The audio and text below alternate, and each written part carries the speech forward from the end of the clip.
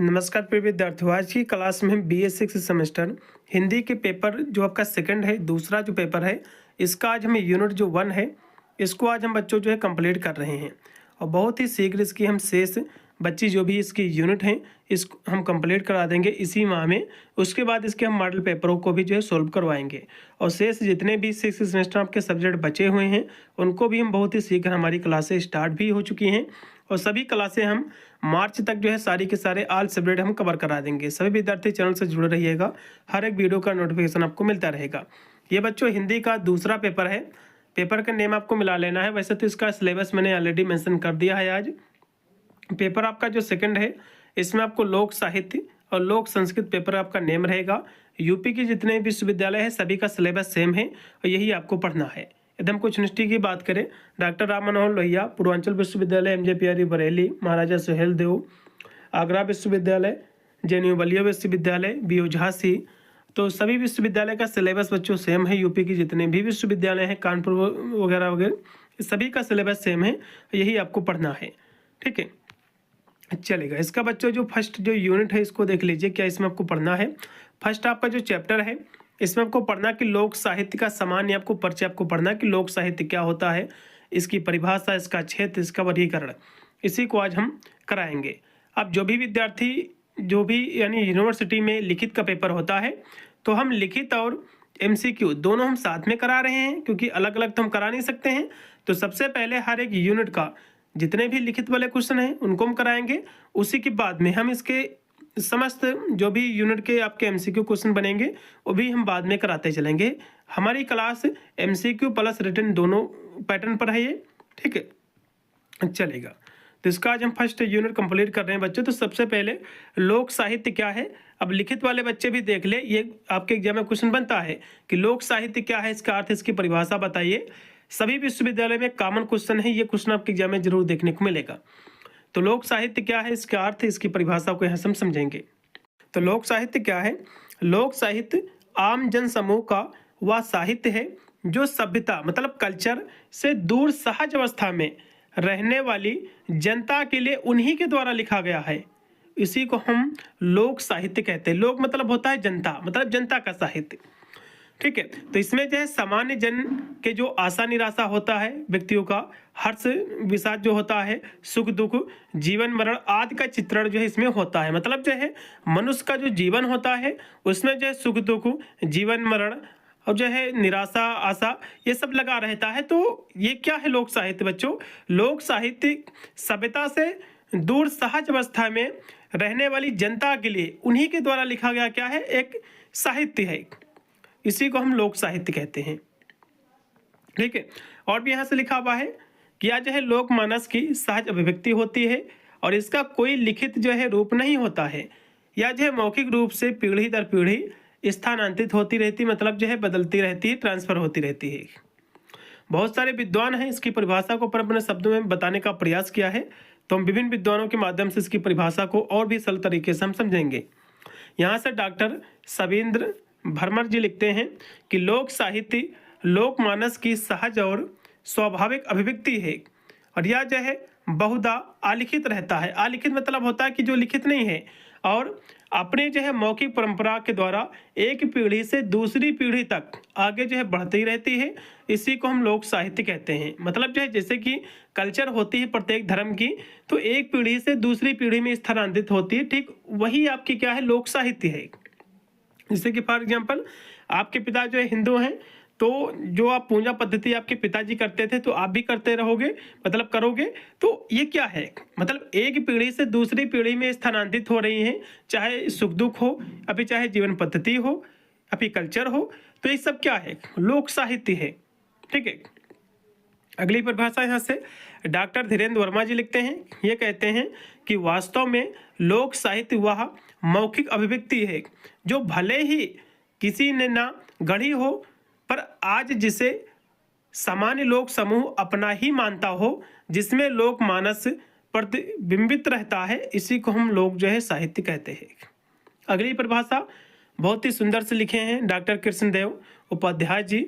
ये कहते हैं कि सभ्यता के प्रभाव से, मतलब जो कल्चर के प्रभाव से दूर रहने वाली सहज अवस्था में वर्तमान को निरक्षर जनता है, मतलब जो है वर्तमान जो निरक्षर हमारी जो जनता है, मतलब बिना पढ़े लिखे जो जनता है, उसकी आशा, उसकी निराशा, हर्ष, विषाद, जीवन मरण, लाभ हानि, सुख दुख, इसकी अभिव्यक्ति जिस साहित्य में होती है उसी को हम लोक साहित्य कहते हैं। बहुत ही सुंदर से परिभाषा की है बच्चों।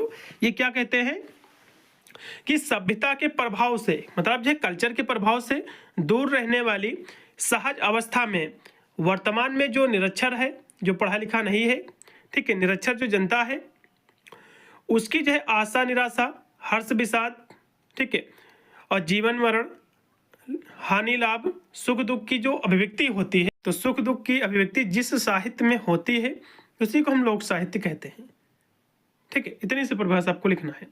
अगली परिभाषा और भी यहाँ से डॉक्टर सत्येंद्र जी लिखते हैं कि लोक साहित्य में प्राचीन संस्कृत के अवशेष अवश्य जो उपस्थित रहते हैं और प्राचीन संस्कृतियों के अवशेष लोक साहित्य का प्रथम लक्षण है। मतलब जो है लोक साहित्य क्या बच्चों, लोक साहित्य में जो प्राचीन जो कल्चर है, पहले की जो कल्चर है, उसके शेष जरूर जो है उपस्थित होते हैं। ठीक है, और प्राचीन संस्कृतियों के अवशेष लोक साहित्य का प्रथम लक्षण है। ठीक है, इतनी सी आपको जो है परिभाषा लिखना। तो इस प्रकार हम कह सकते हैं कि लोक साहित्य क्या है, परंपरागत मानव के मानस की सहज अभिव्यक्ति है।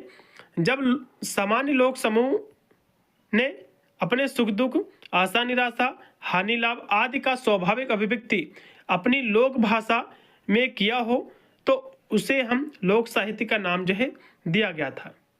मतलब जो है जैसे कि मनुष्य जो है, लोक साहित्य क्या है, जैसे कि मनुष्य के जीवन में जो घटनाएं होती रहती हैं, सुख दुख, आशा निराशा, तो हम ऐसे कह सकते हैं कि जो ये मनुष्य के जीवन में जो घटित होती हैं, ये जो घटनाएं सुख दुख, आशा निराशा, हानि लाभ आदि का जो स्वाभाविक अभिव्यक्ति अपनी लोक भाषा में किया तो उसे लोक साहित्य का नाम ही जो है दिया गया। इतनी सी परिभाषा आपको लिखना है। अब यहाँ से अध्ययन की जो है सुविधा हेतु विद्वानों ने लोक साहित्य का वर्गीकरण जो है 6 भागों में किया है। अब इसका वर्गीकरण कितने भागों में किया गया बच्चों, तो 6 भागों में। एक लोकगीत, पहला इसका भाग, दूसरा है लोक कथा, तीसरा है लोक गाथा, चौथा है आपका लोक नाटक, और पांचवा आपका है लोक नृत्य एवं संगीत, और छठा आपका है लोक जो है जिसमें हम सुभाषित, जिसमें लोकोक्तियाँ, मुहावरे, पहेलियाँ इत्यादि, जिसको 6 भागों में बांटा गया है। ठीक है, और भी यहाँ से लिखा हुआ है, इसको भी देख लीजिए। तो जहाँ तक लोक साहित्य के क्षेत्र की बात है तो इसका जो क्षेत्र है बहुत ही विराट है, मतलब बड़ा है, और हर क्षेत्र में जहाँ जहाँ लोक है और वहाँ वहाँ लोक साहित्य है। मतलब जो है कहा गया है जहाँ जहाँ लोग मतलब मनुष्य हैं वहाँ वहाँ लोक साहित्य है, और जो है मानव समाज है, और जहाँ मानव समाज है और वहाँ किसी न किसी रूप में लोग जो है विद्यमान है। मतलब जाहिर सी बात है जहाँ पर समाज है तो वहाँ पर लोग भी विद्यमान हैं। इसीलिए डॉक्टर धीरेन्द्र जी लिखते हैं, तो डॉक्टर धीरेन्द्र वर्मा जी लिखते हैं कि लोक साहित्य की परंपरा उतनी ही पुरानी है जितनी पुरानी मनुष्य जाति है। मतलब जो है कहते हैं कि मनुष्य का जब जन्म हुआ, मनुष्य की जो उत्पत्ति हुई है, उतनी ही पुरानी लोक साहित्य भी है। ठीक है, जन्म से लेकर के मृत्यु पर्यंत तक सभी जो है प्रमुख संस्कार, जिसमें सुख दुख या वीरत्व के भाव, धार्मिक विश्वास, पूजा उपासना, रीति रिवाज, तीज त्योहार, ऋतु परिवर्तन के उल्लास आदि जीवन अनुभूति के सभी क्षेत्र लोक साहित्य में ही समाहित हैं।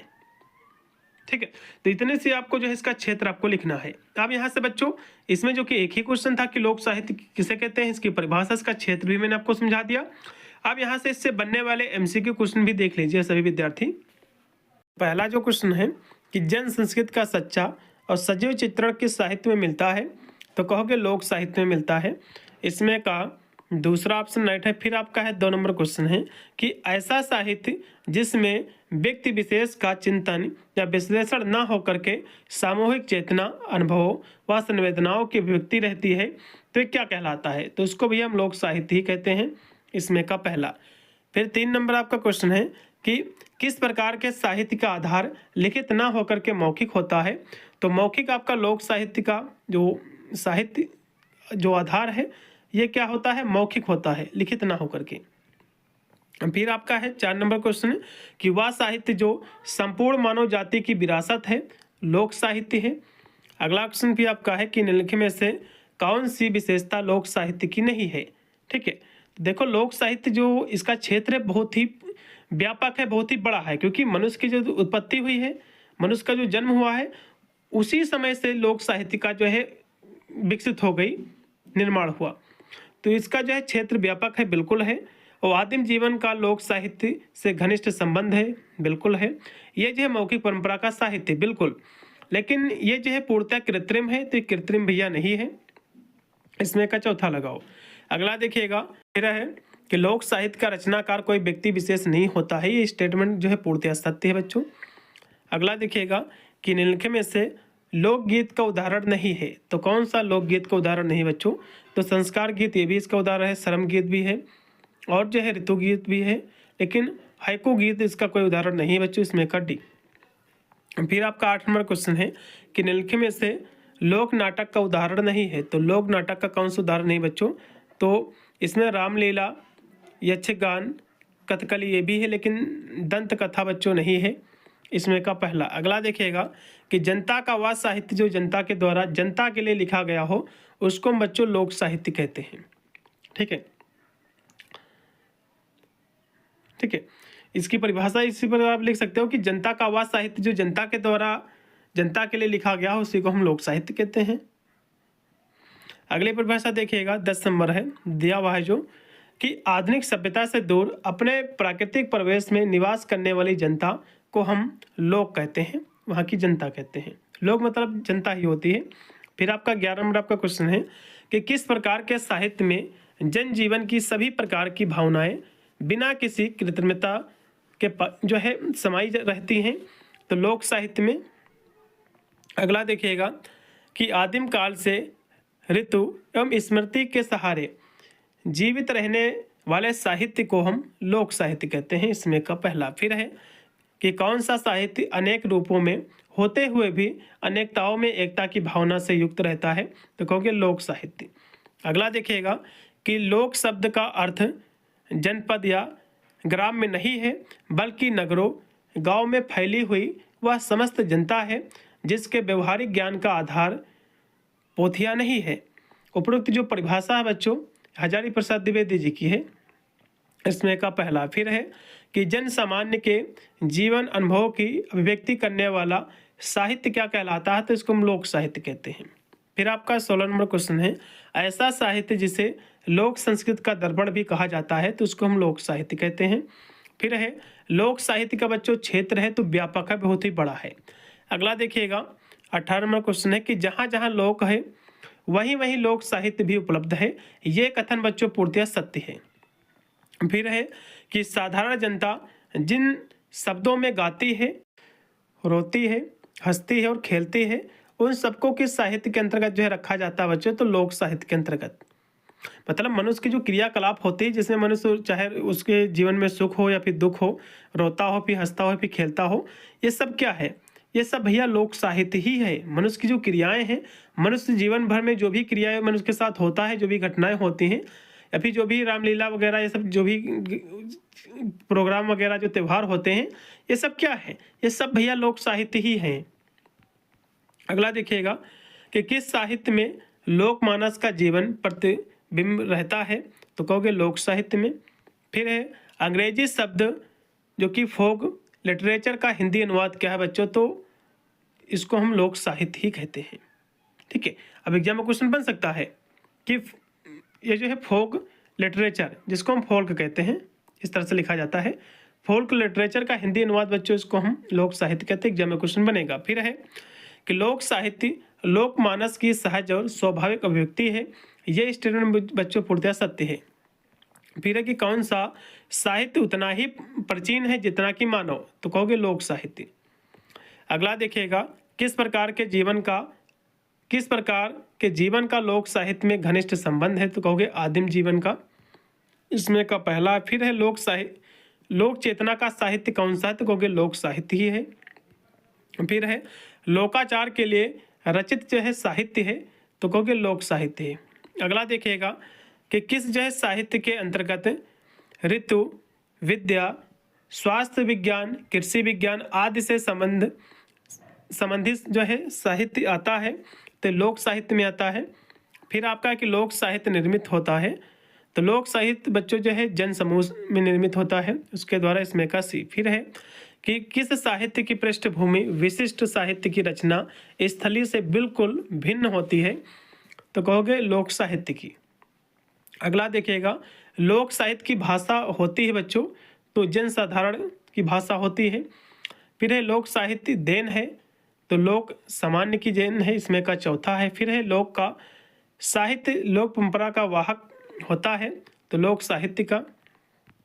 फिर है एक पीढ़ी से दूसरी पीढ़ी को स्थानांतरित होने वाला साहित्य कौन सा है, तो कहोगे लोक साहित्य है।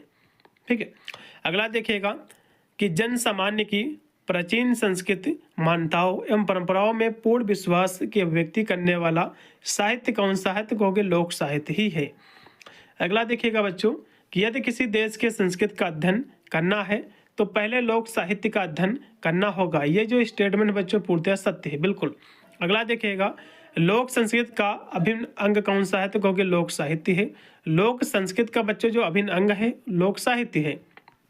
फिर है कि लोक साहित्य की विशेषता है, तो इसकी विशेषता बच्चों जो होती है सरलता और जो है सहजता, इसमें का चौथा।